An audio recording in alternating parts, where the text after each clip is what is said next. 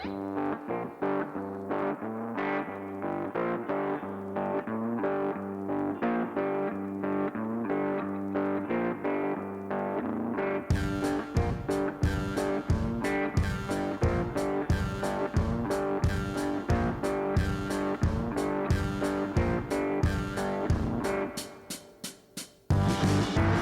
and welcome to the Race to Alaska podcast.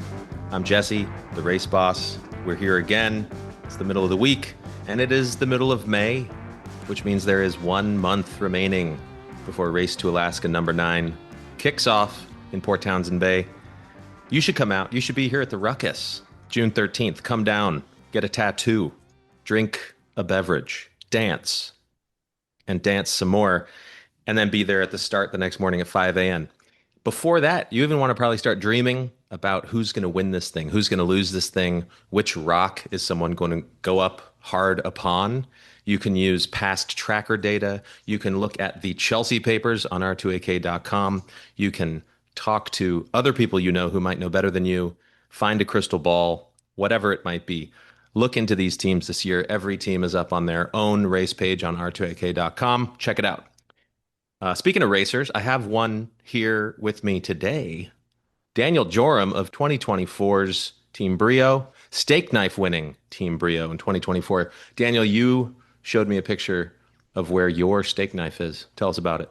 Yeah, so our steak knives got divided up amongst all the team members. So Doug was very generous. And so I've got 2 of them sitting in a trophy case on top of the ugliest t-shirt ever conceived by a human being, which was our 2024 Racer t-shirt. I believe I conceived that t-shirt. Oh, what fancy. Along with the best toilet paper in the world, a couple of newspaper clippings, and some team photos. So it's my little in-office Race to Alaska shrine. Beautiful. Who are we going to enshrine this year? I know you've done a quick look through some of the teams. You've been personally involved with some of the teams. Who's on your short list you're going to be watching? Well, I'm stoked for Lillian. Absolutely want to see her at the finish line. You know, I've got a mild personal connection to ASA 103, as they have been entrusted with the mighty Santana that was a veteran from Team Lustig Supersonics trip in 2022. Matt from Team Brio is on his own this year on Team Lollipop. And I'm super stoked to see the folks from Tips Up come back with a better boat. Well, not better, but bigger. And I mean, anybody that can finish that race on the platform they did and the time they did is an absolute legend in my book. Those 2 were so inspiring. You know, I know that we have a whole lot of solo finishers or solo racers, and I'm hoping to see solo finishers this year. You know, we didn't have any in 24, and no, I take that back. No, we had some solo finishers in 24. We didn't have any solo human power, or we didn't have any human powered finishers. That's right. Yeah. We had solo, but non-human powered. So there's, you know, a lot of opportunity. You know, I know that Oracle has some side hustle prizes. So there's, definitely a lot of cool stuff happening this year. And honestly, I can't wait to show up at the Ruckus and, check out the docks beforehand. It's going to be packed. Yeah, with this many teams, there's bound to be some sleeper fan favorites and some people who surprise us in both the good and bad direction. Well, let's get to interviews. And the first one is 2024 natural disaster team member Sean Kolk interviewed Team Pas Si Vite, who took over the Olsen 30 wildfire that Sean sailed in 2024. Here he is.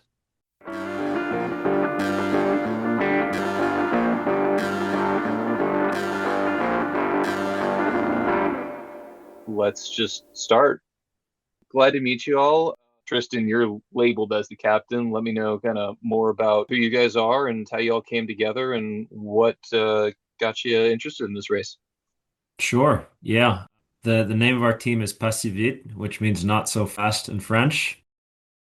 Actually, the origin story of that name is when we initially got together as a team and decided we were going to try to do this race, all of us being based on the East Coast except for Ben, who's in Denver. We said, well, why don't we just buy a boat out on the East Coast so we can practice in it, and then we'll just trail it across the entire country, and that'll be great. And so we found a J30. Name of the boat was Pas Si Vite. We really loved the boat, and then we realized that it was a really stupid idea to try to trailer it all the way across the country, and that's how we wound up chartering Wildfire from the guys who you know well. So yeah, so I guess team captain in name at least. I'm one of our three skippers, and then we got two crew, and kind of pulled all these guys together. These are the guys who I'd want to do 10 days in a stinky boat in rough conditions with. So that's how we ended up doing this. Yeah, when we so we're team a natural disaster on the boat Wildfire, and myself and my wife, who were two of the team members, kind of came together and met Robert Hodge just through racing in the Seattle area, and kind of through the rumor mill, actually approached him at the Blazer party the year before, and basically negotiated on the table, like with him right there, like what would it take for us to rent your boat? It finished it this previous year. I believe it can do it again, and I'll tell you more about some of that later. How'd you guys hear about the race? And I'd love to hear like basically how you even thought to do it as a team.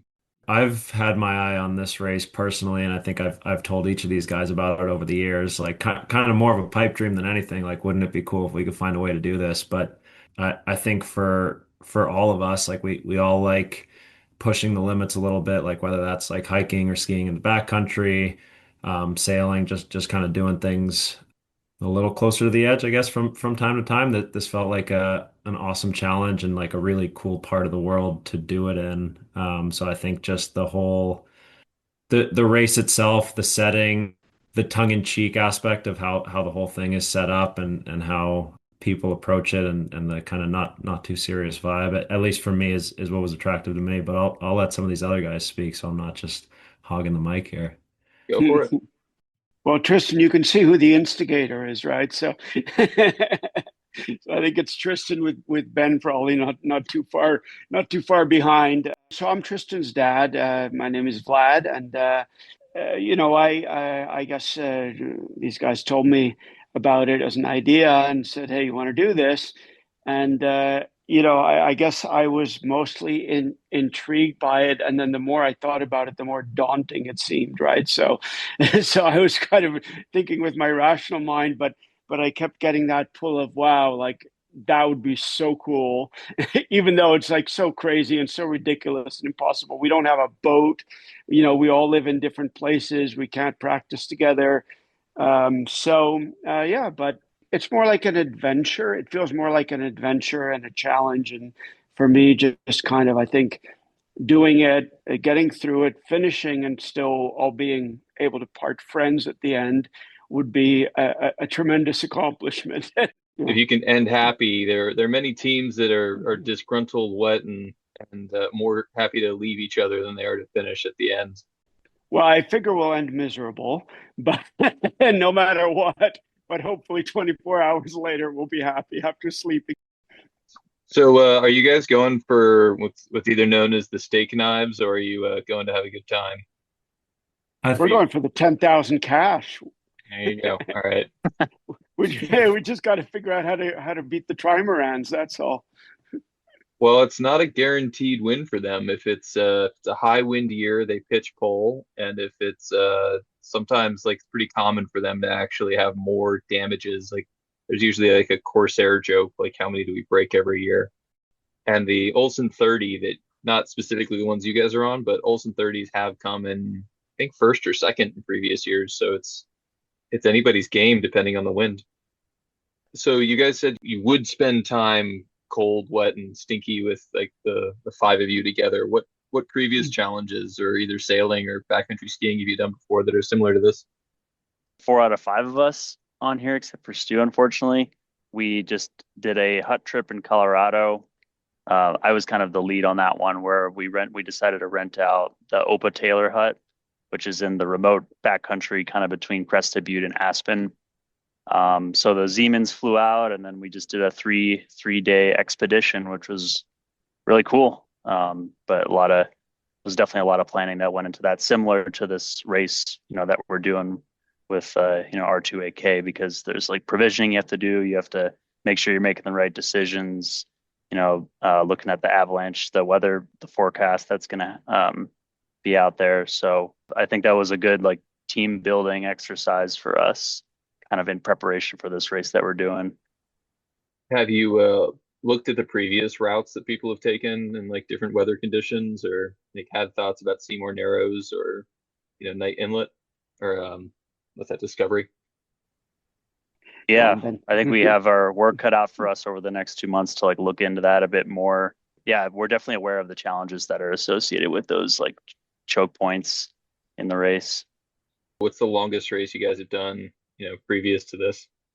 Like when I was in junior sailing, much younger, I was on the bow of a J40 for I think it's like the New York to Block Island race.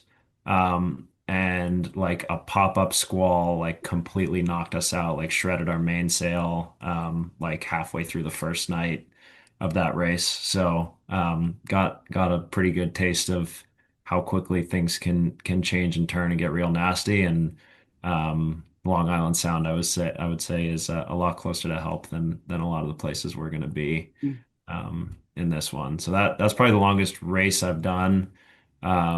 Ben, you've probably got a good story, maybe not racing, but about your Catalina and coming back from Block Island that one time. Before Ben gets on that, I think I have the leg up on all of you, Oh, you surprisingly, since do. I'm not a Gonna skipper. say, When I was like 13 or 14, I sailed a Catalina 33 from Bermuda to New York, and that was roughly like 650 miles of open water. So, it's been a while. I'm 30 now, 17 years ago, but it was nice. We were out there a few weeks ago just testing out the wildfire itself and getting used to the 24-hour schedule all over again. So, Did you go throughout the night? yeah, I mean, I'll give it back to Tristan on that one. He did all the scheduling and had us do spinnaker changes for about 3 hours in the middle of the night. So Yeah, we had a good time. We went out there, I guess first weekend of April. We did, I think it was like 3 straight days and 2 nights on the Oh, boat, awesome. and just tested out our watch schedule. Like just, I mean, we had never been on the boat and never sailed on that side of the country, so we figured the more practice we could get before it was race time would do us well. So we basically went from where the boat is in Shills Hole. We did a day sail with the owners, with Rob and Dave. They taught us all the ins and outs, and then we took her up to Port Townsend. We tried to time like the tides with how they would be on the proving ground day. We crossed the strait, and then we basically did like the first, I don't know what it was, like the first 100 miles, maybe a little less up to Active Pass, then turned around and sailed home through the San Juan. So Oh, wow. You're um, already gonna have more experience than a lot of people then. That's quite the beta. yeah, it was really cool. We learned a lot, I would say. Like the first day after we had done like the day sail with the owners, I turned to Ben and Vlad, my other two co-skippers, and I was, am I allowed to swear on this? I don't, no, I won't swear. I said, "Holy smokes, I don't know if we're ready to do this race." Um, but at the end of the 3 days, like we like we did every sail change in the books like 30 times. Like we just went through so much of it. And it was really fun to just like really get familiar with the boat and stepped off it feeling a whole lot better about the race than we got on. Did Hodge tell you what happened just after Active Pass when we were sailing? Oh yeah, you guys lost your, what was it, your force day? Yeah, we'll call it his force day. But yeah, that was I wouldn't say the highlight, but definitely a wake up call at whatever 7 a.m. in the morning, and then learning who would pick up their phone and how to go downwind, avoid whales, and then deal with all the chaos that comes from having a very limping boat. We had the boat checked out with the guys, with the owners. Took it out and had everything checked and inspected and reviewed. And they're great. I mean, they're doing some nice, some little work. It needed a few things here and there. So hopefully we will not have an equipment failure, but you never know, right? You never know. It can happen. And we'll have to be quick on our toes to deal with the situation. I mean, But despite all of their snarkiness, the race boss and the entire Port Townsend and Northwest Maritime Center team was actually really helpful. And it is a great community. Just we put out things on Facebook and had couriers, come and deliver us stuff. You're in good hands until you get north of, I don't know, north of Seymour Narrows. It's hard for people to get you stuff unless you pull into Port Arty, and then north of there's not much. No one's gonna come get you until you're all the way in Prince Rupert for the most part. What are some I don't know, some like fears or like big unknowns or uncertainties that you have about the race ahead? I'll say just from April, we were very lucky with the weather, to say the least, and we did not get wet or cold. We were cold, but not wet and cold. So I think my anxiety right now is how we're going to react when we do get, in the storm, in a sense, and how we're going to be comfortable, close, and wet all at the same time. I think for me, and Dave from the original owners of the boat, they talked about these logs that are basically waterlogged low down, and they're shooting straight up and down. And they can you don't really see them because there's just a tip bobbing, but the whole log is under there, and it can come up, hit the hull, and put a massive hole in it. So I don't even know how you prepare for that. I think you pray a little bit and maybe pray a lot, and then keep your eyes peeled if possible, especially at night. They just go away, as they say. You guys bringing a life raft? We thought about it a lot. We ended up not. Did you guys? An interesting part of our scenario was we actually got a delivery captain who wanted to take his fiance back, and he said, "Well, I'm not taking it back without a life raft, so why don't you just take mine, like on the way up?" But it was definitely we didn't use it. You never hope never not to, but yeah, if you hit one of those deadheads and all of a sudden you have a hole in your boat, plan B, north of, I don't know, if you're off one of the islands, off of the BC coast, you got to figure out what to do, and it's not many options. A lot of the guys Where that did you don't guys bring keep the life raft? It's pretty tight on that boat with all the sails and the people. Did you find a place to stow it where you could pull it out quickly if you needed to? I mean, that's debatable how quickly, but underneath the ladder, like I guess that's like in between the bunks. But a lot of people that don't bring life rafts at least have either survival suits or full dry suits. Yeah. Oh, that's something to think about still. Yeah, we've been around that a number of times, right? And I think we've got one dry suit between us, but yeah, but the life raft is interesting. Either on the Facebook group or the I don't know, some equivalent of Craigslist. There's definitely people that will either rent them or sell stuff to you when you're out there. Or by the time you're north of, maybe you get to Bella Bella and like it's a very heavy log year. Because I wouldn't say it's consistent. Like we didn't see that many logs compared to some other years. Like maybe a log boom breaks somewhere up there and it just changes everything. I'm glad this is still a race. I'm glad it's still legal, but holy shit, one day someone's gonna hit something and have to call the Coast Guard, which actually that has happened before, even just crossing Juan de Fuca. The Coast Guard's picked up I think a laser the year before when we were doing it. What are thoughts if people get cold and wet? Are y'all bringing like a jet boil stove? Do you bring in those warmer packets? Do you just go in with warm tea and drinks the whole time? Yeah, I mean, I guess I can field that because I'm doing the provisioning. Yeah, we do have jet boil on board.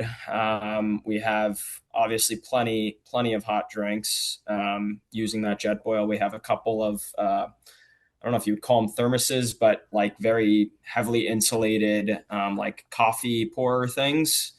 And those, I mean, when we were out testing it, and it was obviously colder than it will be in June when we did it in April.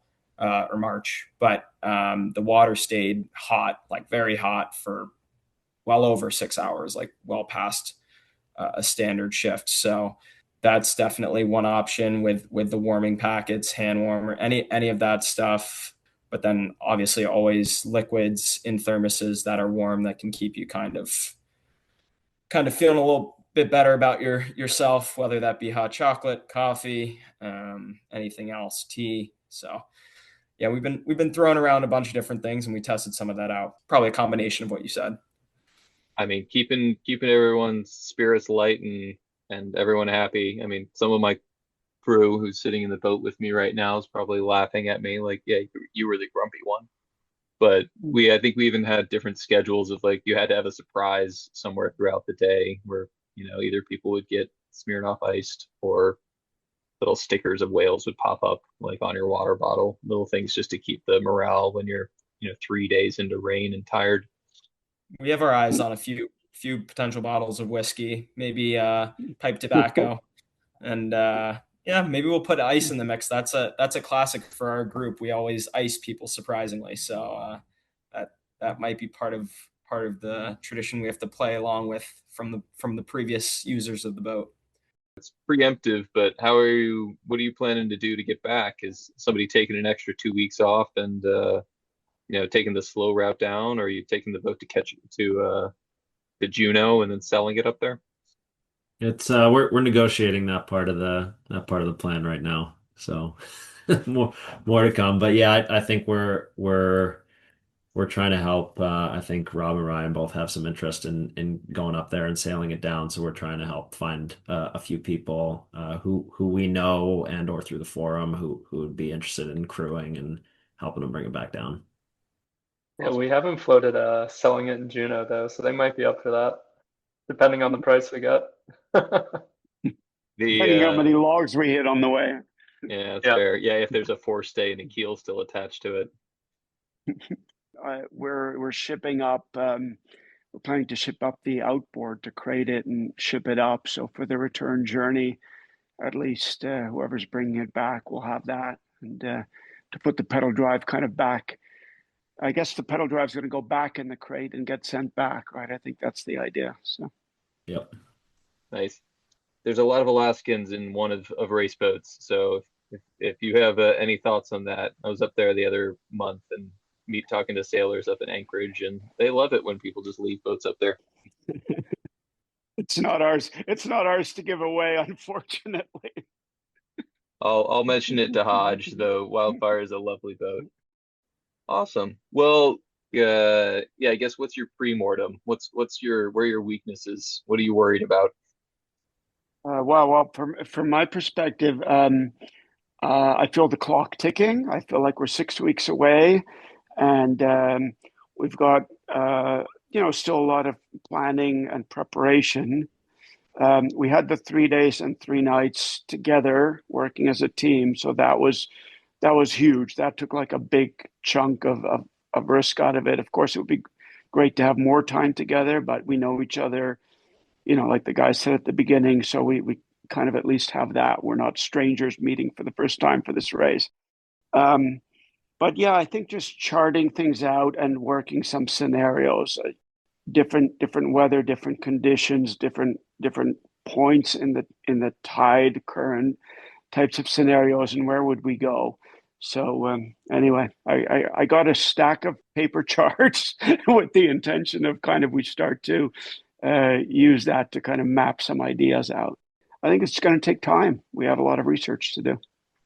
I think on my end, and I can talk again from the provisioning standpoint, I actually did a 17-day hike when I was a bit younger on the Appalachian Trail section hiked Maine. And so that's why I'm in charge of provisioning, because I had to do that for that kind of a hike, which is pretty lengthy. What you quickly find out is you actually have less flexibility on a boat just because you're using jet boil to heat up water. And then like we made mac and cheese on this trip. Boy, that was a mistake. It was mac and cheese soup. So the consistency was god awful. So it's just about tweaking things we tried, finding 10 days worth of variety, because that's a challenge when you're doing canned or anything else. Nobody wants to be eating that like mountain house stuff for 10 days. I've done that like in a different trip, and that sucks. So just a lack of spices is my fear on the provisioning, and something I have to still sort out, and maybe with the help of Stu. Yeah, Sean, kicking a question over to you actually. What was your go-to meal on your run? We did the Mountain House equivalent just because we didn't want to clean anything at any point. And I don't remember, I don't think it was Mountain House. It was some other brand. But we had beef jerky like all the time, cheese sticks. I would not say it was the healthiest 7 days or whatever we had. Um, yeah, I just remember eating cheese, beef jerky, and I'm sure we had hot sauce just to like throw into things. By I would say by day 3, maybe 3 or 4, like honestly, I feel like we were just eating on autopilot. Like I wasn't thinking all that much. You just kind of woke up, did your shift. Maybe it was chaotic, maybe it wasn't. Some of us were swapping naps during our shift, so it got pretty lengthy, and like I didn't care what I tasted by the end. I'm sorry if that's not more helpful. Was it? No, it's all good. Was it 5 of you as well? So 5, we did 2 always on. One person was functionally a maintenance, like they would come up if we were flying the kite, but they always like they cleaned up the sails and they got everything kind of back in ship shape. And then they could go to sleep if they, didn't have more to do, but that allowed us just a lot more flexibility. Looking at the 4-person cruise and less, it just looks like so little sleep. It was exhausting, even with 5.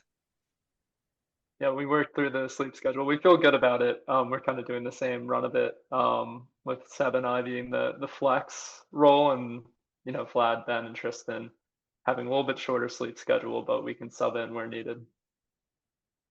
Yep, happy to. I mean, we're coming up on the end. Happy to answer any other questions. Did you guys stop at all? Like have to pause like at any of the gates, or what did your race look like in terms of like those pull-offs? Well, because we broke our force day, we did stop and we went into Nanaimo, and a boat actually came out and like didn't provide assistance, but like the previous team, what was their name?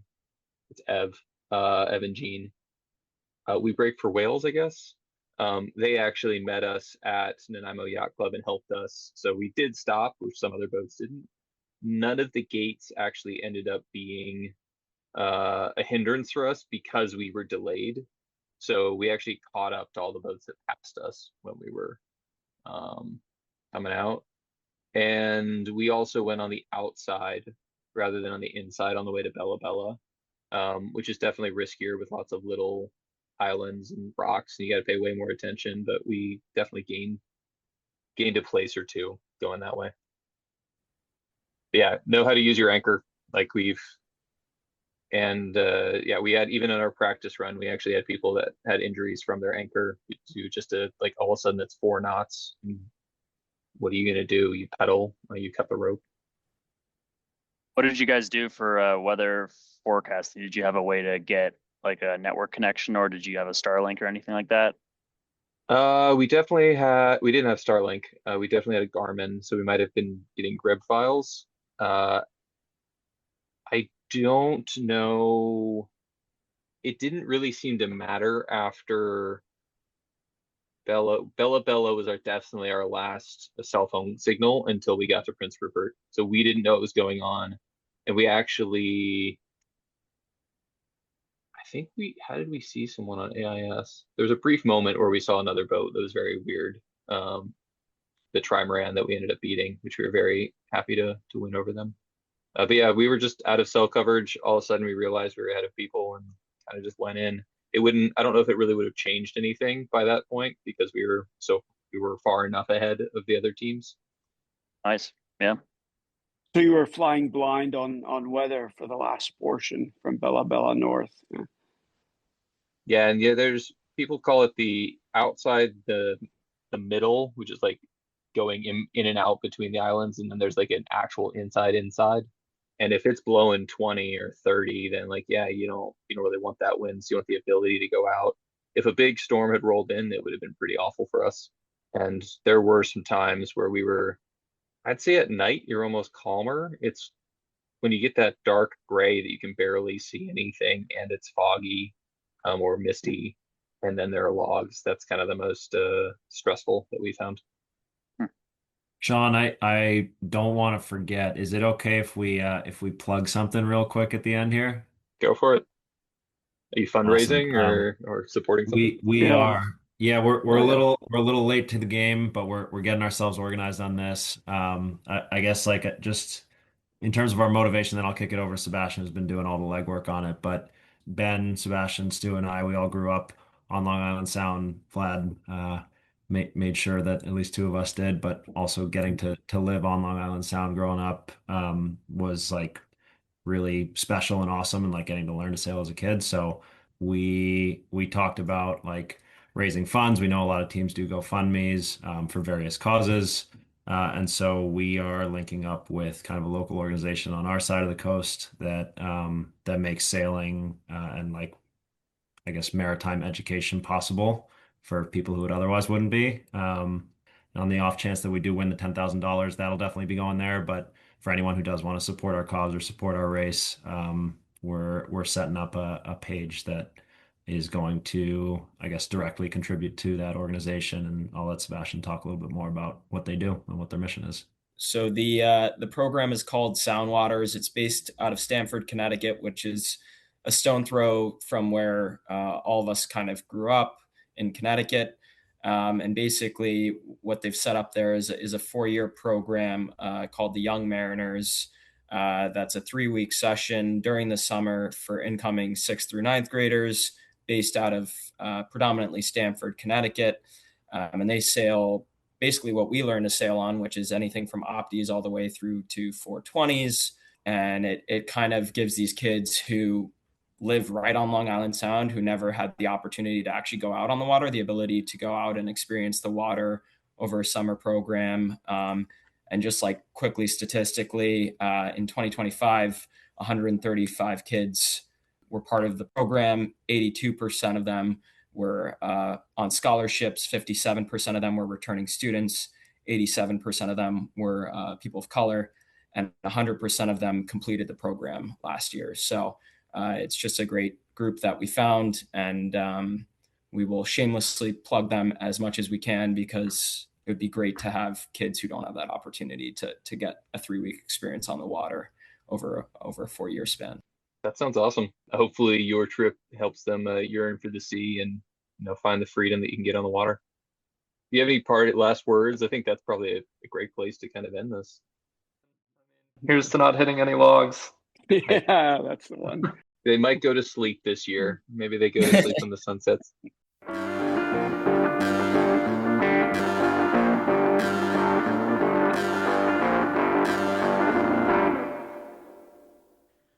Daniel, in addition to me having known you for some amount of time that goes back into a vague, foggy history where I don't know when I met you, but it has to do probably with sitting on your boat at the Wooden Boat Festival year after year. That is a spot people know me from. Certainly, but people also know you from your work life, where you work at Nobletech. Tell me about TimeZero Nobletech. Yeah, so Nobletech is probably one of the oldest navigation software companies here in the Northwest, started in the 90s by some dudes from Microsoft. There's a lot of storied history, and it's part of the sort of Maxi and Furuno group now. So we are an international company. So we have a team here in Beaverton, Oregon. We've got a team of developers in the south of France, and we have some marketing, sales, and technical support folks in Barcelona. And it's a pretty awesome company.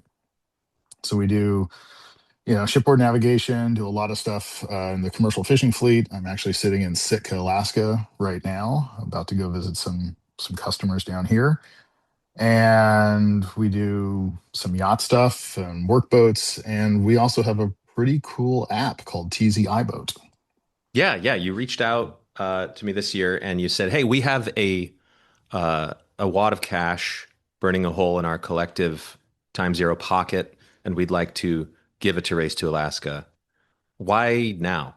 So, people do various stuff with their marketing money, and I decided that, so we are about to launch iBoat on Android, and this is something that's been coming for a number of years. We've been on iPads and iPhones for a long time. now we finally can hit the rest of the market, and we were looking at, good ways to promote it and interesting people to get in front of. And I thought, hey, Race to Alaska, it's got a bunch of lunatics that can all do fun stuff, and let's help support it. Right on. Yeah, and you're gonna be handing out some links to all the racers this year. And you gave me a sneak preview to the Android version because, hey, podcast world, your race boss is not an iPhone user.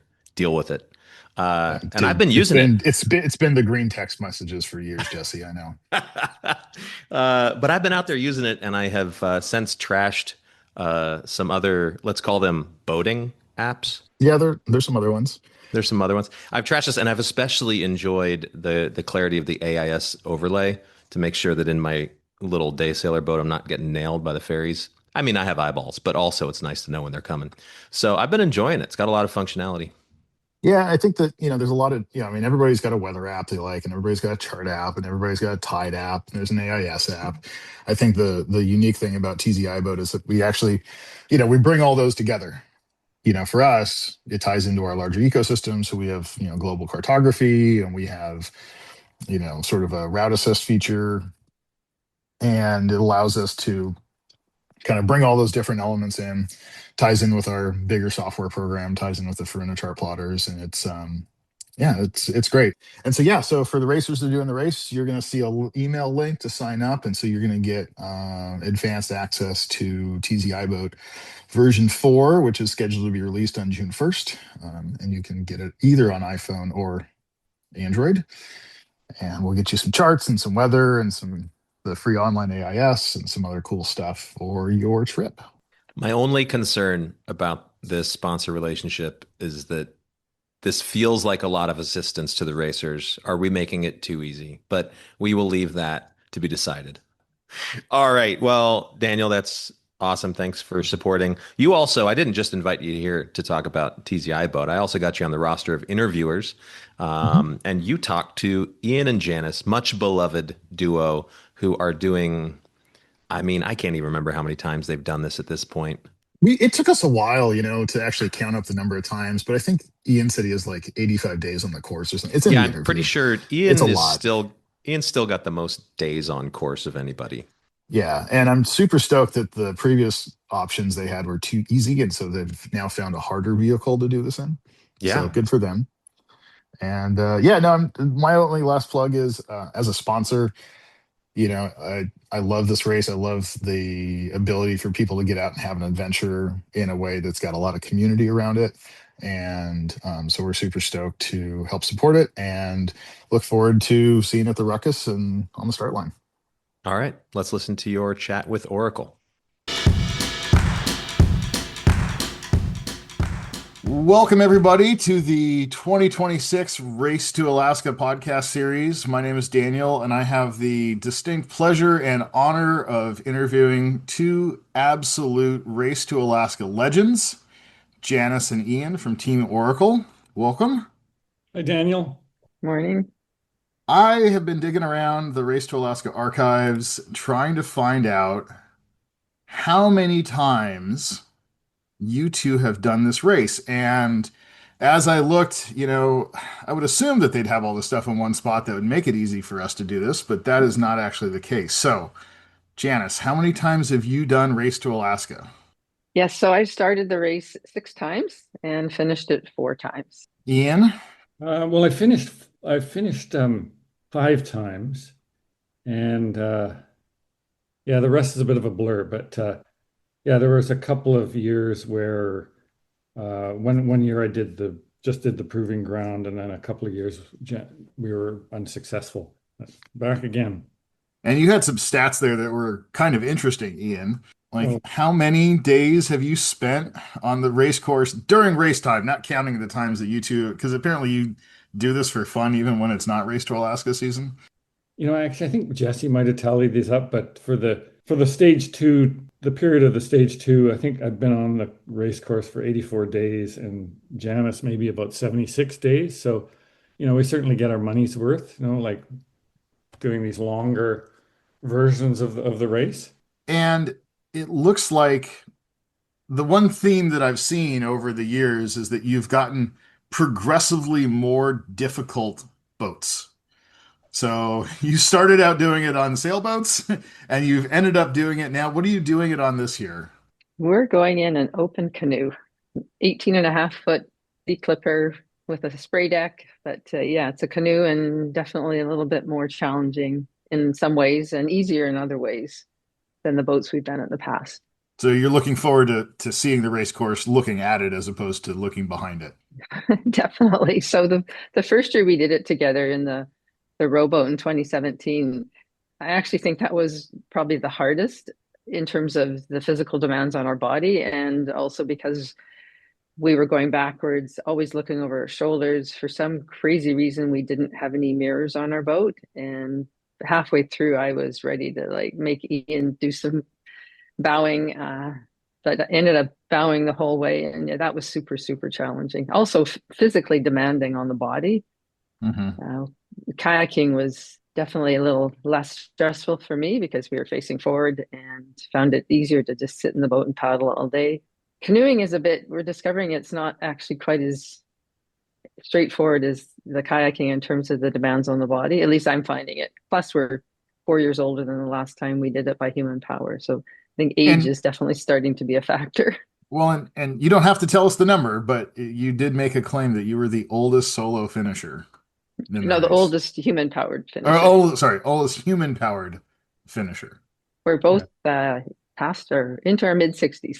I mean, just for a little perspective, I mean, we were both on Corsair F-27s, it's just pretty swift trimaran. Yeah. Then when we got together, we were in the rowboat, the double rowboat, and I would say we can kind of cruise at around maybe 5 knots, 4.5 to 5 knots.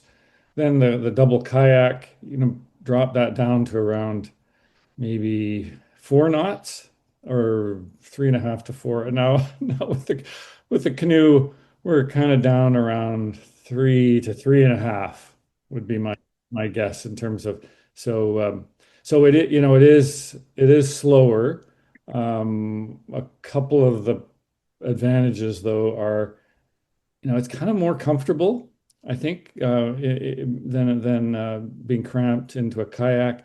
We can load and unload a lot quicker, so probably save about an hour, over the course of a day, just with loading and unloading. And the boat is a lot lighter to move around on the beach. So have you gone out fully geared up, provision, food, water, all that stuff, and have an idea what the thing weighs? No, I mean we've been paddling it partially loaded, but we've done enough canoe tripping that we kind of have our kit. I mean, it's pretty much the same as what you would be taking with in the rowboat or the kayak. But yeah, comparing the rowboat, which is maybe 140 pounds, to a 50 pound Kevlar canoe. That's a real plus for us, like kind of moving that boat around on the beach, right? We're older. Everything seems to get heavier with age. So yeah. And I think one thing that people may not realize, the sailboats they're not going to shore usually. So they're always on their boat and they're moving. And for the people in human powered boats, where most of us are going to shore every night. And in some respects, that's the most challenging part. Because you've spent I don't know, 8 to 12, 16 hours of paddling, and then you have to go ashore and get all your gear up above the tide and set up camp and have something to eat, and then in the morning you have to do all that in reverse. So in some respects, being on the water is the easy part. It's being on land that's tough, and I think the canoe is hopefully going to make that a little bit easier for us. Like Ian said, it weighs a lot less. It's a lot easier to unpack and pack than even a kayak. So fingers crossed that we'll be a little speedier on the land. Well, and certainly that's been a theme, through I think every team in the race. The logistic aspect of Race to Alaska is as challenging as the actual sailing part of it. You've got to figure out food and water, some level of power for instruments, radios. The more complex the boat, sometimes the more problems you end up with. So you've certainly taken that down to about as simple as it can be. I'm assuming you even had a rudder on the kayak, but you don't have that here. So Ian's the rudder in the canoe. Yeah, that does create a bit of an extra challenge. I mean, you have to do people canoeists who are in the audience will know, you know, you have to put in a J stroke occasionally. So it's a little bit of an eccentricity and in your paddling technique, and we just got to be really careful about just overuse injuries. Sort of the day after day, I find that particularly at our age, you know, that recovery time, doing a day after day, it's really got to watch those overuse injuries. And you two have a very unique story for Race to Alaska. I think looking back through the archives, it was described that 2017's Race to Alaska edition was your first date. Did the fact that we didn't race in 2025 cut into your social life? I mean, have you found other ways to maybe just get coffee, or do you have to just do Race to Alaska? So actually, in 2025, we had this plan to row around Vancouver Island. Unfortunately, that got kiboshed because I ended up with an ankle injury that was very unpredictable, and so I couldn't rely on it to row. So we did some other small trips. We did a lot of family things, and yeah, we found lots of other things to do. Jess, you're sort of a Canadian national treasure when it comes to rowing. I mean, this is like you're kind of a big deal. Well, that's my past history. That was way back in the 80s. And what was that past history there? So I took up rowing back in the late 70s when it was pretty new for women. And the way I got into rowing was actually because I was a competitive swimmer as a kid. And one summer I was in a summer program and met a woman who was coaching the summer program, and she was a national team rower. I'd never seen rowing, hadn't really heard much about it, but she talked about it and it sounded really cool. So I thought, okay, when I finish high school, I'm going to take up rowing. So I started at UVic in the late 70s, took up rowing, and the first year I was on the rowing team, we were all novices on the varsity crew. And now rowing at UVic, you're going to get 60 people trying out for the varsity crew. So it's definitely progressed. So I think I was a bit lucky to get in on the ground floor, almost the ground floor of women's rowing. And then I made the national team a couple of years later, was named to the 1980 Olympic team, which because of the boycott, we didn't go. It was supposed to be in Moscow. In 84, I went to the LA Olympics. I went to the Royal Henley Regatta in England, which is a pretty big deal. I got to meet Princess Grace of Monaco.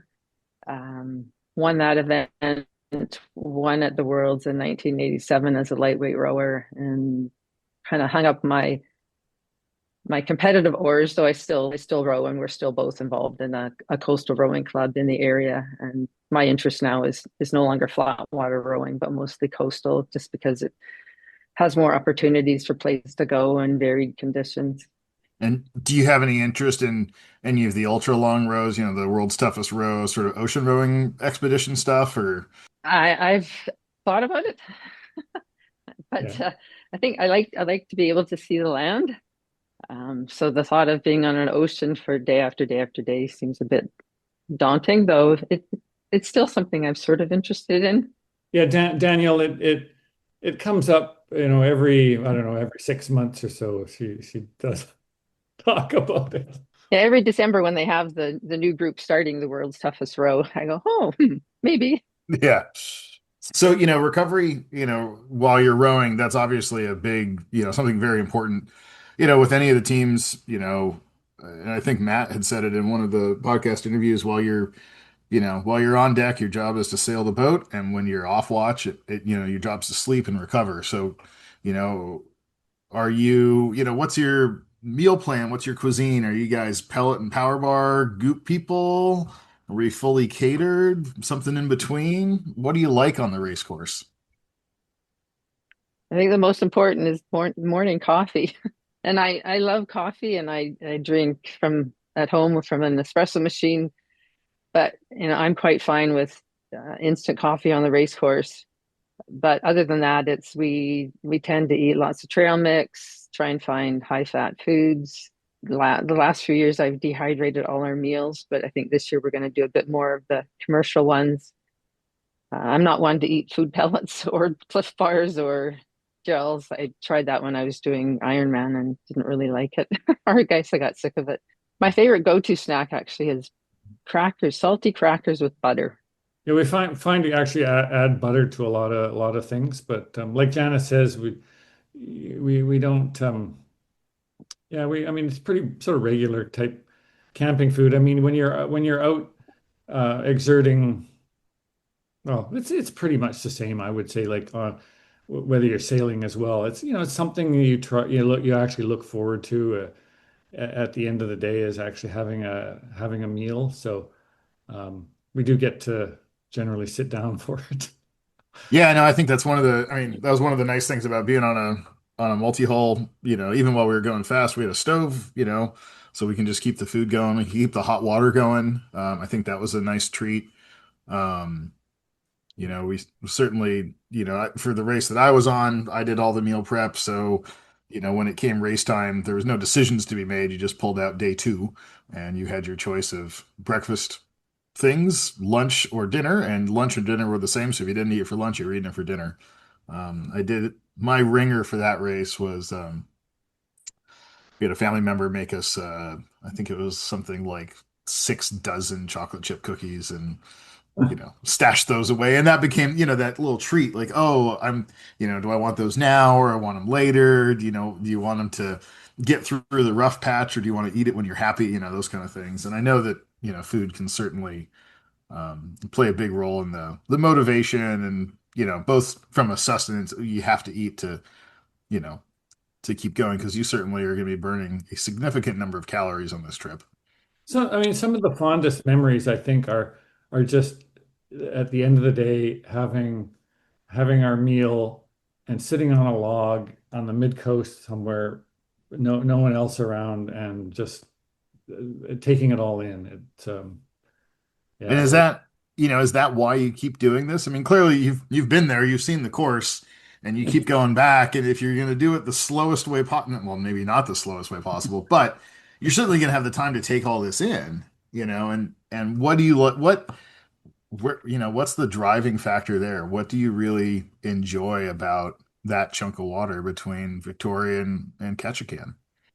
Well, that's different every time. So even though it might be the same, it's different weather, different routing. We haven't taken the exact same route any time. I mean, pretty close. We have gone up the inside passage all our times, but other than that, it can be varied.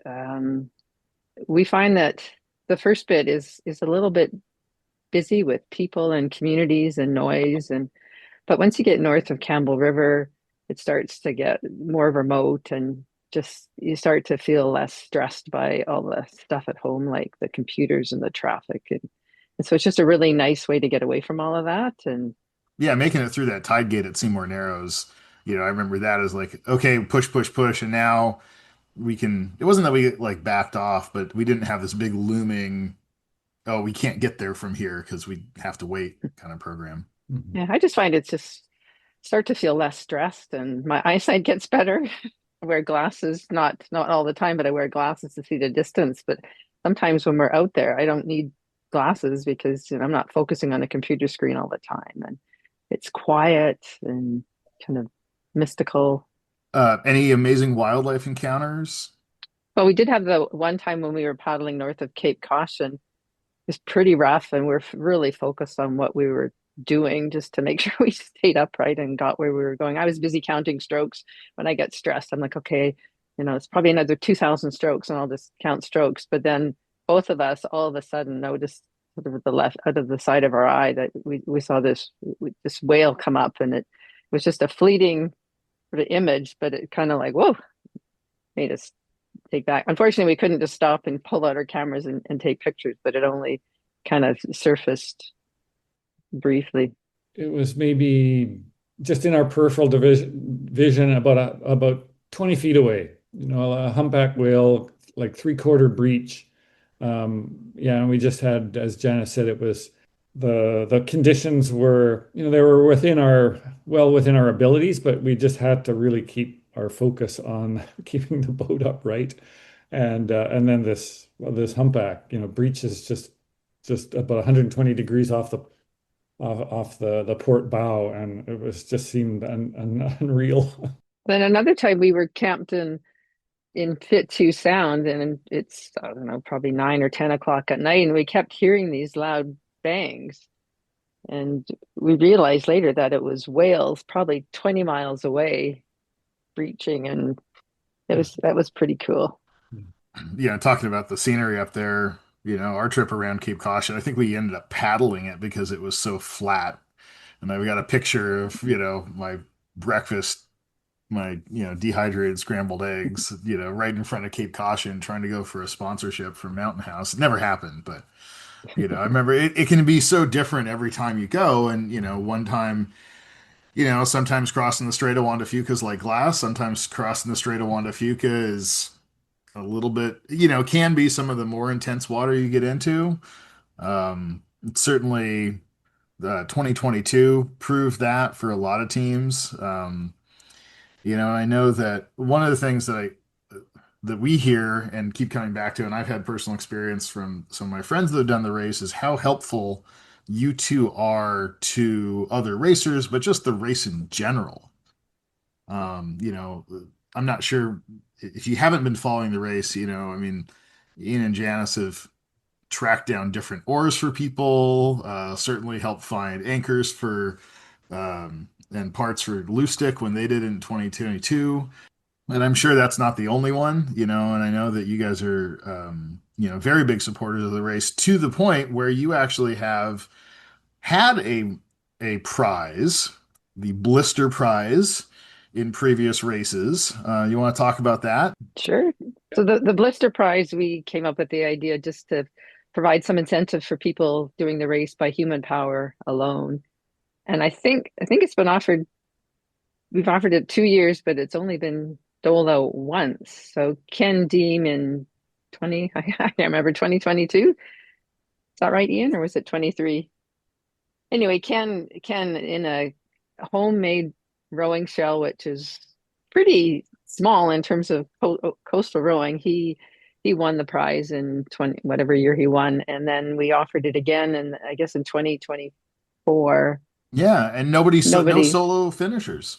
no, that was another challenging year. But yeah, going back to Juan de Fuca, that is for us probably the most daunting part of the race, because you have a limited time to get across a stretch of water that, like you say, can be calm, but more often than not, it seems like it's pretty challenging. And we've definitely got some good stories from Juan de Fuca Strait.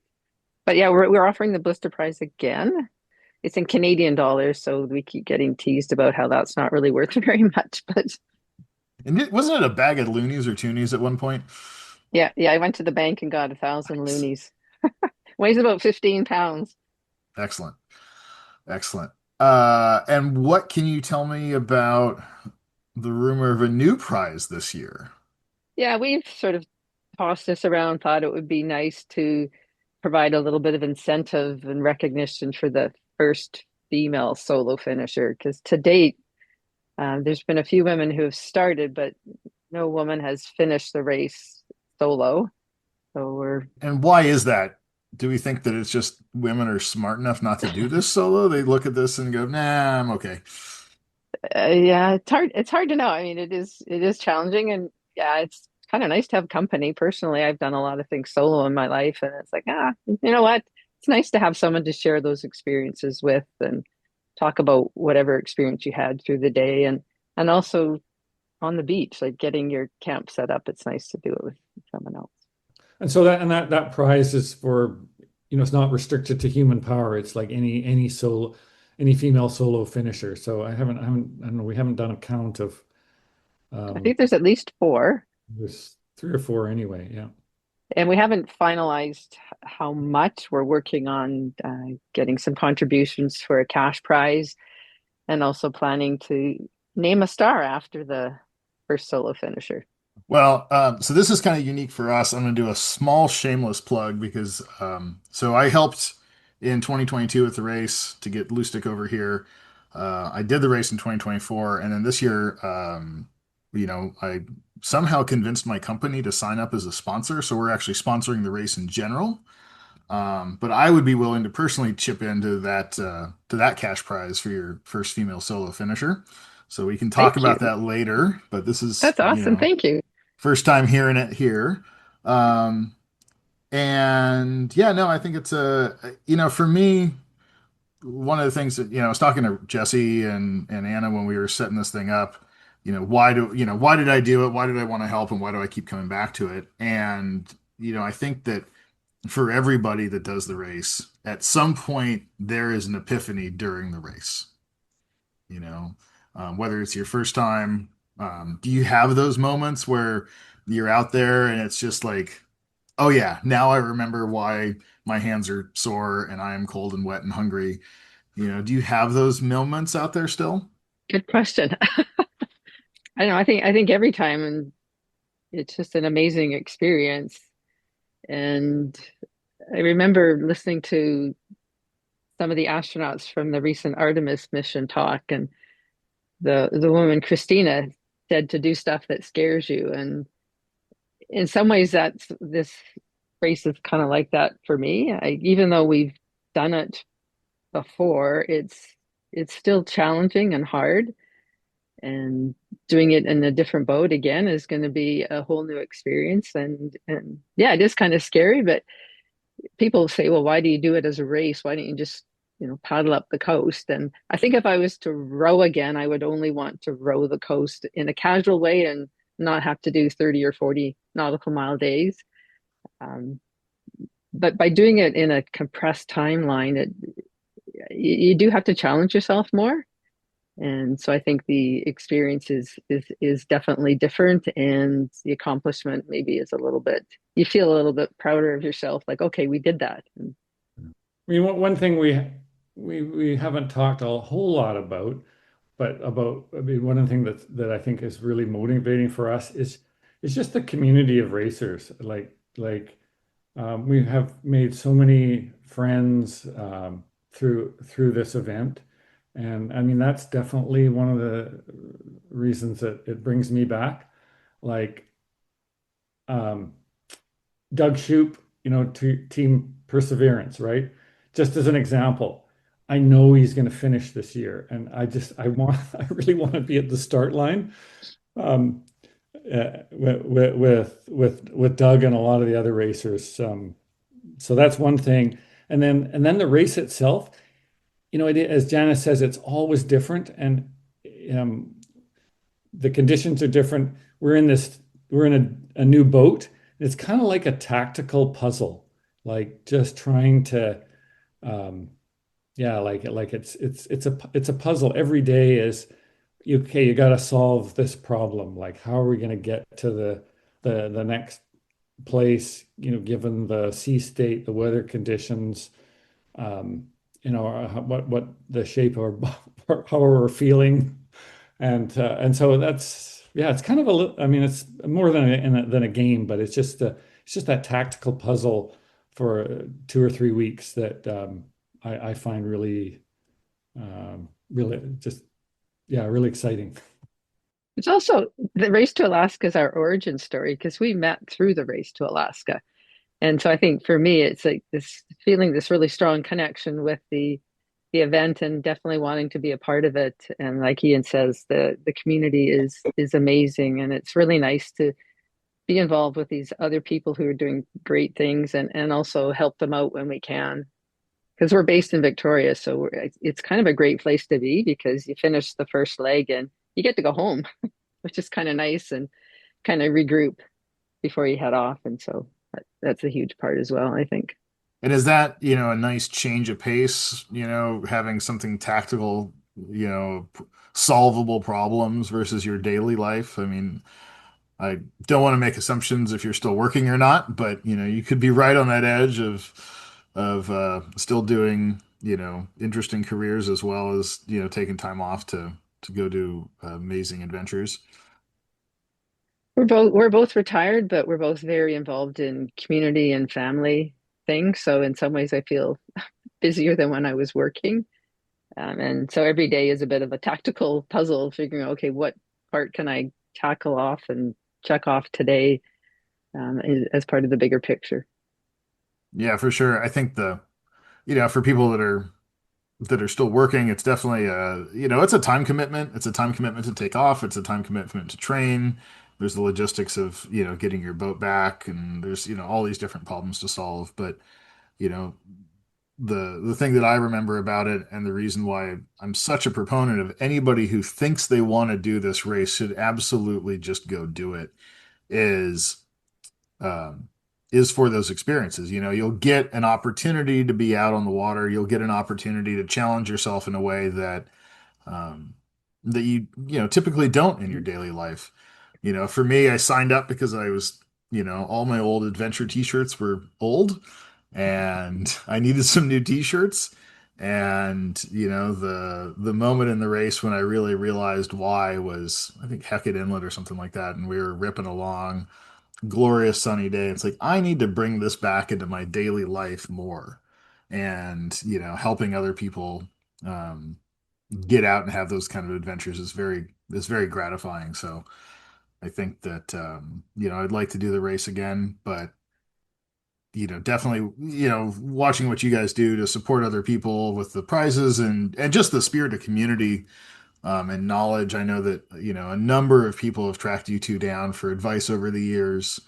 Um, is there anything you want to say to first time racers that, or first time human powered racers or solo racers that are doing this, that you think would be useful for somebody setting out today? Well, I agree with your sentiment of if you're thinking about doing it, then just yeah, go for it. Because the memories you'll get are amazing. And I remember coming back to Canada after sistership in 2016, and I flew back from Alaska, which was a little bit of a harsh, like, oh my God, going from being out on the boat to back in town in the space of 2 hours. But after that, every single time I flew a lot for my work at that time. I was back and forth between Victoria and Vancouver. And every time I flew over the Gulf Islands, I just had this longing to be back out on the water in a boat. There was just this really strong sort of emotional connection that, I wasn't getting anywhere else. And it's not something I've experienced in any of my other sporting endeavors. And then one of the things we've experienced coming back from Alaska with our human powered is a couple times anyway, we've been on the Washington or the Alaska State Ferry, and so you get to go from Ketchikan to Bellingham in the span of about 40 hours, and you get to go by everything you just did, and it's sort of a nice way to come back, because you get to sit and eat lots of food, and you don't have to worry about where your next campsite's going to be, and then you kind of go, wow, we just went through all that. So that's a pretty nice way. And then in 2022, when we got to Bellingham, we had to get back to Victoria, so we just kayaked back over a couple of days, and that was pretty satisfying. I Excellent. mean, one thing I might add is just for new racers, like there's the proving ground, which can, is depending on on the weather, like it can be a serious crossing. But using that Victoria to, say, Campbell River as sort of a toughening ground, like if you're human powered, sometimes you get caught up in in all the fast boats in the front of the fleet, trying to push, and we've I think we've been in that situation maybe where, we want to get to Campbell River in what, 3 or 4 days, and you can quickly burn out. And so just taking maybe just take you know taking the that pace, using those typically calmer, warmer waters between Victoria and Campbell River, just as a way of kind of working out the bugs, kind of toughening up your body, and then you kind of go through the gates of Seymour Narrows, and then there's that next stage. Okay, I'm ready. I'm pretty well rested, and I can sustain it for the next 10 days or whatever. Well, I mean, it's a lot easier, I mean, you sort out, everybody comes to the start line assuming that they have everything ready. Most people find at least something they could improve. Yeah. Certainly, the docks in Victoria are sort of pedal drive open heart surgery land. Um, and you have a chance to reprovision, you have a chance to do laundry, you have a chance to dry out all the stuff, and go to the store and buy some new dry bags when you find ones that don't quite work right. Yeah, and then, as you get further away from Victoria, help becomes progressively harder. There's a lot of places to pull in between Victoria and Campbell River for sure. Less so between Victoria and Bella Bella. Yeah, but don't be surprised at how willing people are to help. Like we've had lots of support for people. We just, chance encounters along the way and sleeping on someone's boat and they bring you food. And I remember the year that Big Berderna had to get what was their pedal drive? They had some challenges or something and off Oh yeah, Saturna and they had the whole they shear their pedal drive off, yeah, and the whole and community came together and it's yeah, just, like it happens and it's one of the very cool things about the races, especially the more years that have gone on with the race, people know about it and they're actually on the lookout for people and really do want to help and have their little part in helping someone be successful.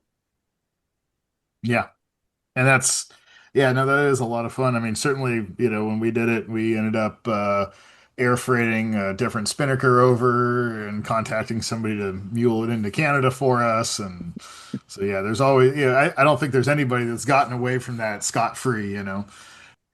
Any final thoughts? Any closing wisdom, sentiment, hopes, fears, love letters, advice? I think just be prepared for anything to happen. Just when you were talking about Cape Caution, it reminded me when we were rowing, we're flat, calm morning. There's a little bit of mist on the water, and we heard this funny bzzz sound, and we turn around and because we're rowing, right? And so the next thing we see these, I think it was 6 or 7 guys on jet skis come zipping by, like 3 on one side, 4 on the other, and looked like they had little coolers at their feet. And like this is in the middle of pretty much nowhere. Yeah. And they didn't even stop or kind of acknowledge that we were there, but it was one of those crazy things that you didn't expect, but leaves a lasting impression. Yeah, I think the biggest insult not insult, but you make it all this way, you're on your final stretch into Ketchikan, and now you have to actually wake up, pay attention, start dodging cruise ships. So, the last 4 miles all of a sudden become tactically incredibly challenging. Yeah, and the people in Ketchikan have been so supportive for us. They've helped us build trolleys. They put us up for the night. It's been great, sort of spur of the moment stuff. Yeah. Well, one other thought. I mean, we talked a little bit about it earlier, but about just to people who are thinking about doing this race or 70-48 or the Washington 360, like it's just so easy to just say no. Like, no, Yes. I can't do that. I took an improv course once, right? And this might resonate people, when you're taught to, you don't say no. You Just say say yes. yes, and you build on an idea. And so, yeah, we need to say no less and yes more. Yeah. And the Northwest Maritime Center is an amazing Yeah. organization to support. So that makes it a lot easier, I think, to say yes because it's such a good organization and we want to support them. And there's Well, yeah, such and that was the same thing. We were looking at some advertising money. I was like, I have a bet that I can make our money go further with Northwest Maritime Center than I could just giving it to Facebook.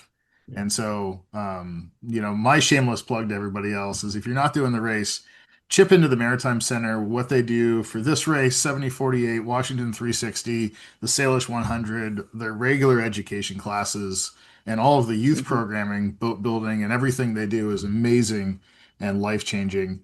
And today's donors are tomorrow's racers and become part of it. So it's around and for the next running of it.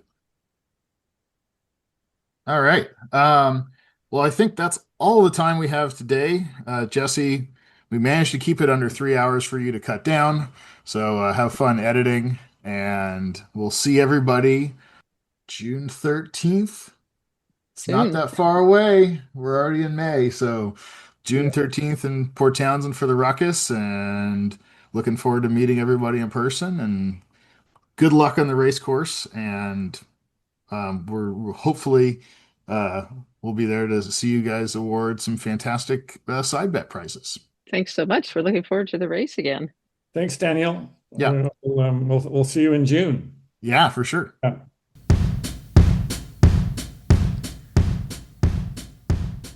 Absolute legends, Ian and Janice. And again, huge thanks for putting up that side bet, that new side bet, as well as the older side bet, the Blister Prize, and the new Hecate Star Award, to be awarded once to the first solo female finisher. They're still collecting a few bucks for that. If you want to contribute to the Hecate Solo Star Award, email me at raceboss@r2ak.com, and I'll get you in touch with them. Our next interview is an all-women team. This is Team Helen Reddy.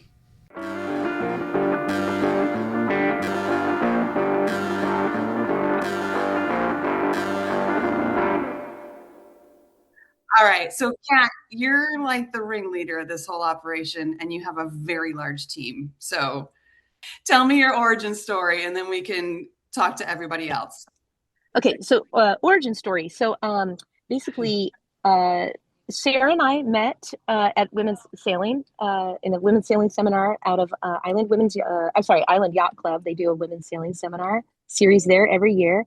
Sarah and I met during that event and just really hit it off and decided to do a little bit more sailing in the San Francisco Bay. We both have boats there, and so we started doing that, and I feel like just really enjoyed it. And then we met a couple other people who were talking about the race to Alaska. And at the same time, I had a soft partnership with a guy up here with the Columbia. And he ended up moving right at the same time that somebody was mentioning the race to Alaska, which I had never even heard of before, to be honest with you. And we were all kind of interested in it, decided to say yes to this. And I said, I think we have a boat. So we went ahead and purchased the boat from my buddy. And then for the last couple years now, we've been sort of readying the boat for this because we were prepared to do it, or somewhat prepared, I should say. We weren't really prepared to do it in 2025 when the change occurred. Right. And then with that, we had a couple of other crew changes that occurred. And then it just kind of opened up a whole nother pathway for all these other amazing women to join this crew in the last year. Total number is 7? It's 7 with one person who knows that they only want to do it to Victoria. So, with those rules, they are allowed to step off. At that point, we can't add anybody. So anyway, so after Victoria, we will be continuing on with 6. Okay. It's still a hefty crew. Do you all have a bunk? Indeed. Well, she's a hefty boat. She is. I love me a Columbia. I did race this thing in a Columbia once. Not the one you have, but. Wow. I love that you did that. Yeah. Do you have enough bunks for everyone to sleep when you're waiting out Seymour Narrows? Anna, do you want to take that? Subject to some discussion. I think the answer is 4 is easy. 5 is not a big deal because some people are very short. And the 6th person, most of us. The 6th person probably has to have a shade spot, but it can be done. Okay. Sorry, I shouldn't have jumped to the harder questions without letting you all introduce yourself. So should we go to Anna and Sarah? Hi, I'm Sarah, and so I had seen the R2AK movie video about 5 years before I met Kat, and was like, wow, that is amazing. I'd like to put that on a list somewhere, and then never really met any other people who thought that would be a good thing. Most people thought that would not be a good thing at all, and a little suspect. And then I met Kat, and then so that was great. And we sailed a bunch in the bay because I have a West Sail 32 down there, and she has a. What do you have, Kat? You have a 1976 CNC 30-foot.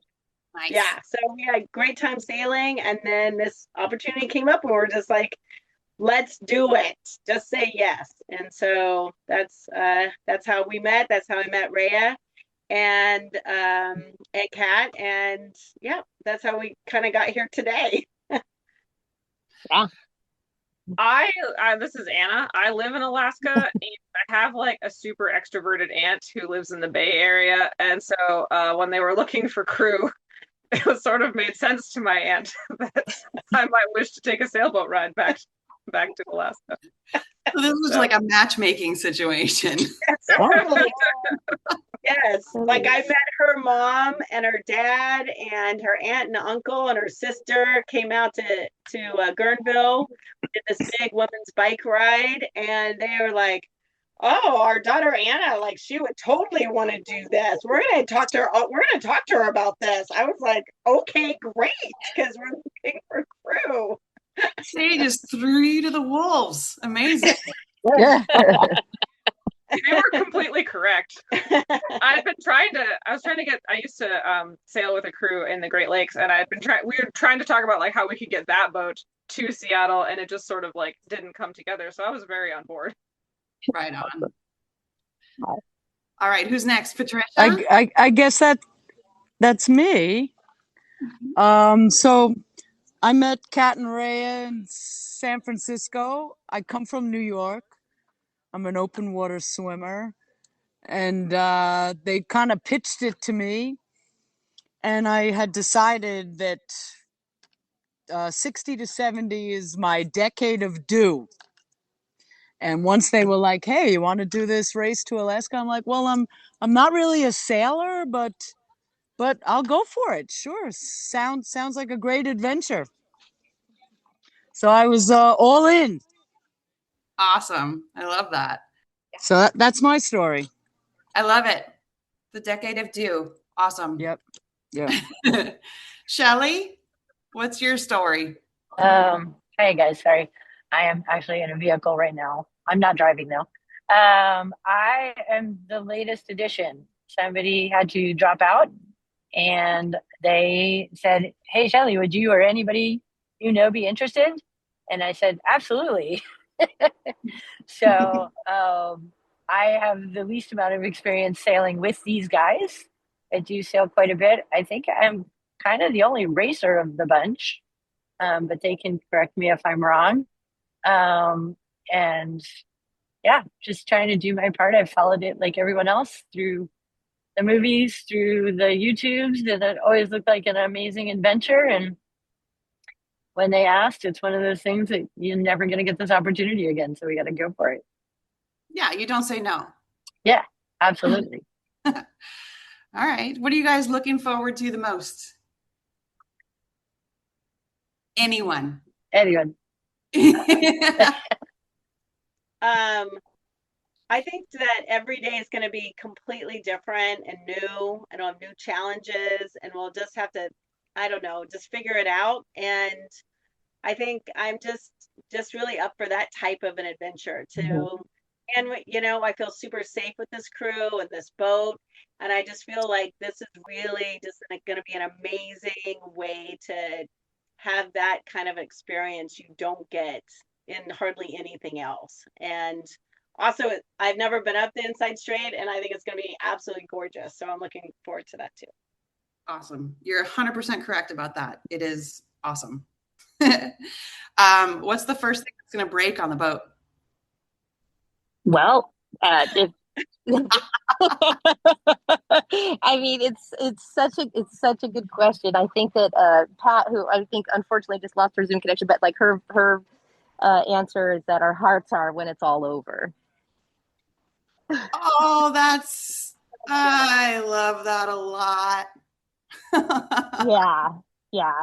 And in our response to our registration packet, you know, it was going to be our forestay, but we're taking care of that. It was going to be our tiller, but we're taking care of that. You know, so we're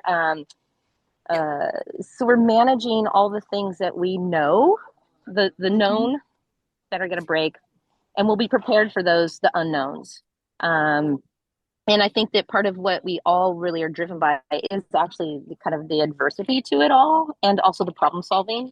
We just really just love to, again, solve problems ourselves, do-it-yourself fixes, creative, again, problem solving, and fixes. Got a really good, smart group of women here that are just unbelievable in character and spirit. So it's just going to be really, I'm just really looking forward to that. And I'm really looking forward to the nature. And I'm really looking forward to actually the challenges. I can't wait to face these unbelievable challenges of these currents, which just in the limited time of sailing up here has already proven to be quite challenging. Very, yeah. And I only ask about breaking things because I have broken a lot of things on this race course. So do you want to tell us what you've broken? I mean, I broke a boom in half. Like it's a really long list, actually. Yeah. Yeah. Yes. Well, we've already broken the bank, so I don't know if that counts. that counts or not. Right Yeah. on. Yeah. I'm just thinking about this number of people and food and water and overloading a boat.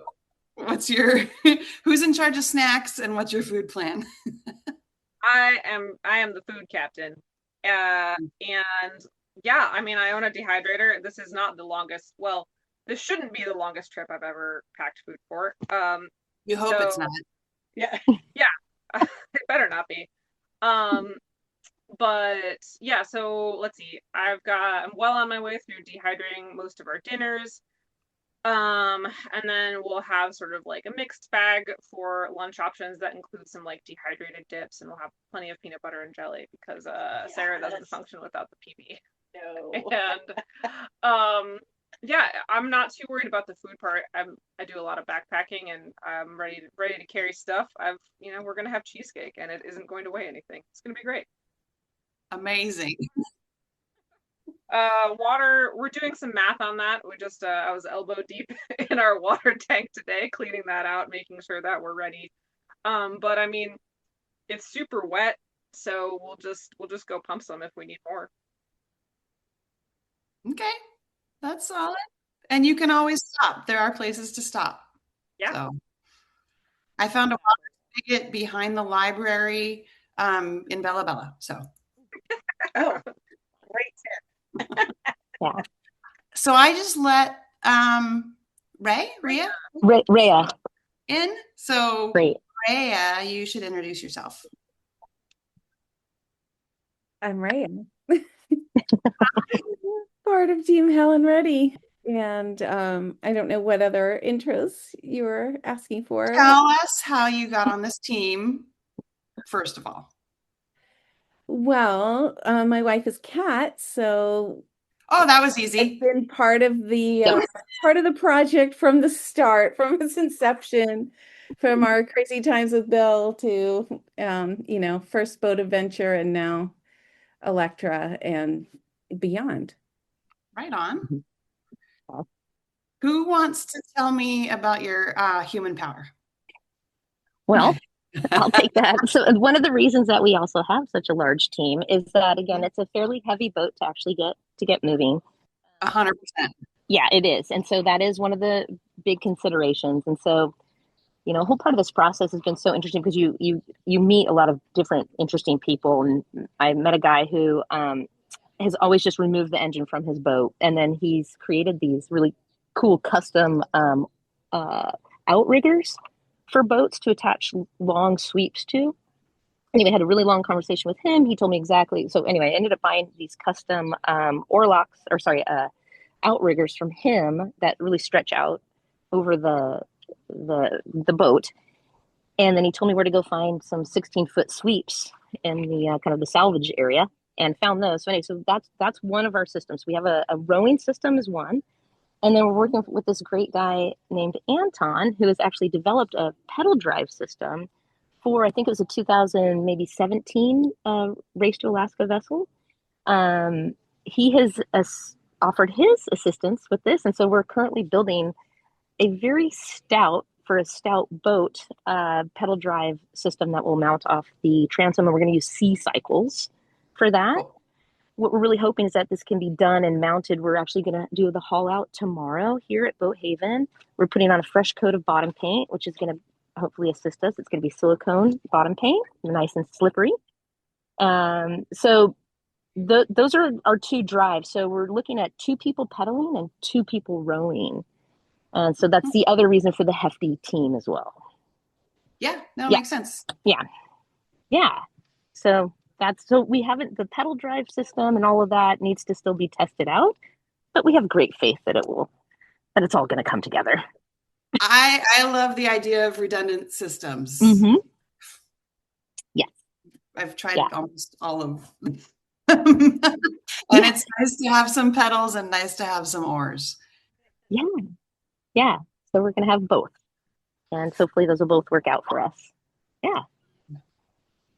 What else do you guys want to talk about? Do you have any like shout outs to sponsors or people that are helping you out? I mean, you've already kind of touched on that a little bit, but we would like to, definitely want to shout out. So the other thing is we've had a new mainsail cut by Sean at Northwest Sails, and he has been unbelievably generous in his guidance and his assistance. And he's actually going to help us out with some of the rigging. So I just really want to give a shout out to him because he's just been so amazing, so supportive. You know, I didn't even tell him that I was doing the race because I was sort of, I didn't want him to say, on this boat, so I just didn't even tell him. And then, so anyway, after he found out, he's like, oh my God, you should have told me, I really want to help you out as much as possible. So big shout out to him.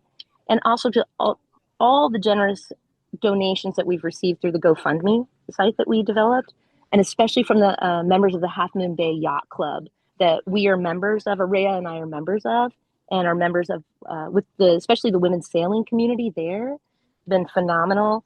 And just a big shout out to all those members who have given us incredible, generous donations. We really appreciate it.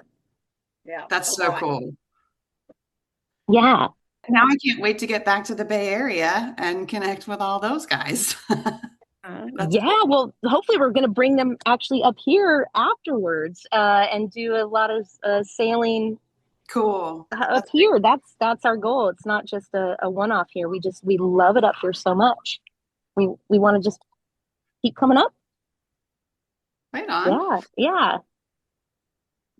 What else? I don't have like a long list of things to interrogate you guys about. All right.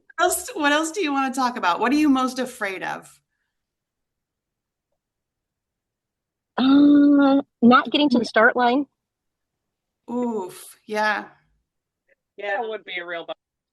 Yeah, that's my greatest fear. After that, it's I don't know, I feel like it's all gravy after that.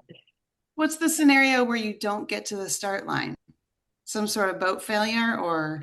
Yeah, if something goes really amiss, I just, at this point, I really don't know, but I will, again, like that is my greatest fear. I feel like we are tackling everything that we can possibly do with our time, with our distance, and with our, again, with the financials to get to that start line. And that's where I think, it's a pretty loaded line to cross, right? But I just feel like I just cannot wait to get that opportunity to cross it. And that's my main thing, is because you have to start there, and then the next step is to get to Victoria, and then after that, I was always just afraid I was going to fall on my face going down the stairs in Victoria in that herd. Oh, I am already planning not to run.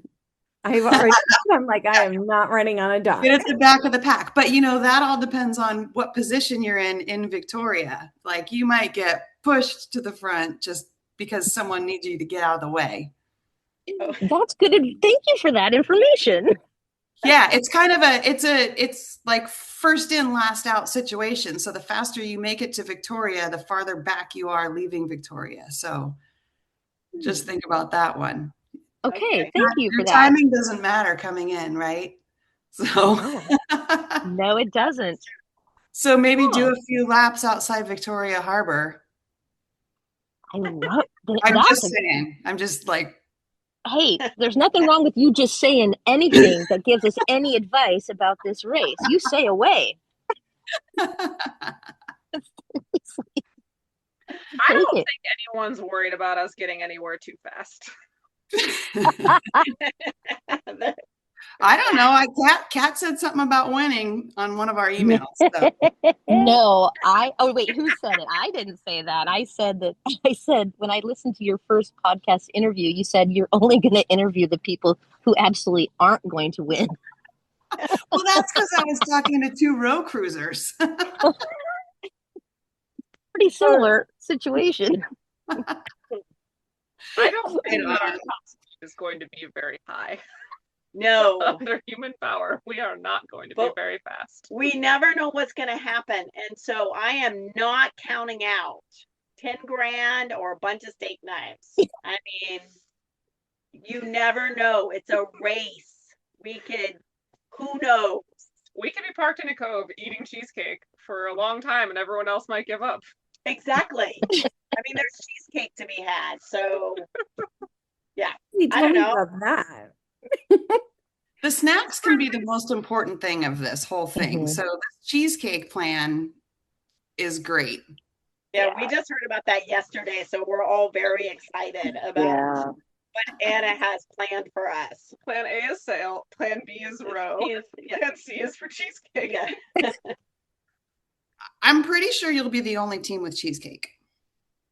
I don't want we could After trade. this podcast, it might change. Everybody's gonna have cheesecake now. Everybody's like, "Oh my God, did you hear that podcast about the cheesecake? We must have cheesecake." Good. We just need everybody to weight their boat down. Yeah, bring a bunch of cheesecake and peanut butter. You know, I mean, but the food really is the most critical morale piece when you're at Seymour Narrows at midnight and everyone's cold and tired, and you have that amazing snack. It saves the night, for sure. So yeah. I think we're going to be pretty well stocked with that, to be honest with what I've experienced over the last couple of days with these other three ladies. Snacks they're on the menu. It's happening, and work is getting done. Awesome. Yeah. Well, what else do you guys want to add? We're kind of supposed to stick to about a half an hour, so we're getting down there. What do you want to add that everyone out there should know about your team, your preparation, your plans? Shelley, do you want to give a big shout out to the Island Yacht Club? There we go. So I am a very active member of Island Yacht Club here in Alameda, which is how I met Kat and Rhea through WSS. And the funny thing is, Kat is really good friends with another friend of mine, and Rhea is really good friends with another friend of mine. And when they approached me, I don't know this gang that well. But I'm pretty adaptable, and they seem really fun. And so, and I think it's really interesting that I have such trust because of who they're friends with. Like, oh, well, if Niles and Kim say they're okay, then I know they're good people. And I'm going to get on a boat with them and go far, far away. But we do a women's sailing seminar down here. I race mostly with women. And there's nothing like it. It's just amazing. There's a lot less yelling. There's a lot more support. There's a lot more, hey, do you need a snack? Maybe you'll feel better with a little snack. There's a lot more understanding of body temperatures. One of my biggest fears, these gals know it, is that I'm terrified of doing. I have been to Alaska and I did it on a motorbike. And every morning I woke up in my tent being like, wait, why are we here? But Kat assured me the thick hulled boat is going to keep me toasty. And Anna has talked me through gear to keep me warm. And I just think it's going to be fantastic. But yeah, I think that the women's sailing community is amazing. I don't know, I know there's the Fly Girls is all female. Is there any other boats signed up right now, sailboats that are all women for the R2AK? Oh man, I really should have the entire roster stuck in my head right now, but there are, I think, 3 solo females. Okay. I did see that. Multiple all women teams. Yeah. That's awesome. Yeah. So great. I think it says a lot. Yep. So I know. So I saw that there's 70 teams signed up this year. Somewhere around that number. Is that more than normal? It seems like more. It's way more than normal because we skipped a year. Okay. So yeah. So there are going to be a lot of boats, a lot of boats crammed into Port Townsend, and a lot of boats jammed into Victoria, and then it'll be total chaos leaving Victoria Harbor. Just watch out for our big tank coming through. Right? You know, actually, I should make sure I download the Jaws theme song ahead of that, so we can make sure you should definitely play music as you leave. Star Wars. Start leg 2. Yep. Yep. One of my worries, I wouldn't say a fear, but my worry is we're going to run out of time to do like a good soundtrack playlist. That's legitimate. I'll put it on the. Of course, we'll be blasting Helen Reddy as we take off. But yes, of course. That's how we got our name. Oh, yeah, I forgot about that. That's a good point. That's Yeah. weird. Yeah. Definitely. So yeah. So actually, Kat and Rhea came up with the name of our team. We were up here in Port Townsend in 24 to watch everybody go off and get ideas for pedal drives because we thought we were doing it in 25.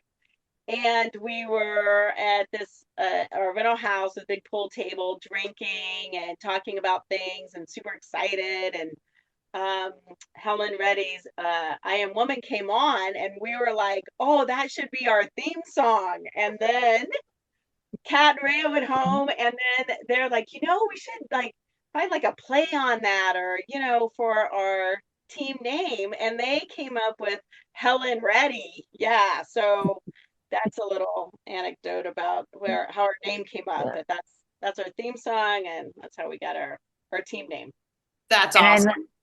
I love when you tell people that, like, if they laugh hysterically, they are of a certain generation. And if they look at you and they're like, Helen, okay.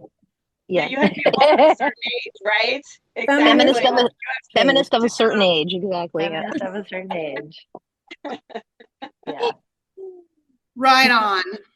Before Katie, just really quick, I just want to make sure that we mention again Karen Madsen, who has been this incredible contributor to this whole race adventure, who couldn't join us today for the podcast. I just want to make sure that she gets also a big shout out as well, because she's given a lot of time and energy to this project, and I just want to make sure she gets acknowledged. Yeah. Awesome. And done. We named our navigation iPad after her. Yes, we did. The Karen. That's what we did. Oh, Karen. That's wild. Called the Karen. Yep. She's going to be here to Victoria, but then onward to Ketchikan. So the Karen is coming with us. I love that. Yeah. All right.